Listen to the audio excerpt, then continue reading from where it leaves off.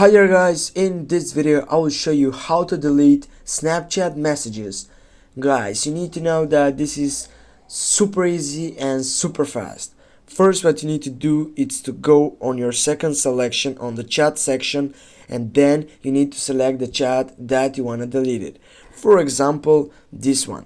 Firstly, you need to tap on the person or the username of your Snapchat section like that. You need to hold on it, and then you need to go on more, and here, as you can see, you have the option for deleting chat. Go delete chat, or also have an option for clearing conversation. With clearing conversation, you're just clearing all the messages in your tab with your friend. Go on the clear conversation.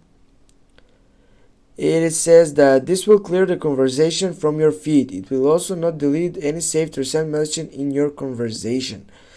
Now guys, you need to make sure what you want. For example, we'll go first with deleting chat, and just go by the first side that says after viewing.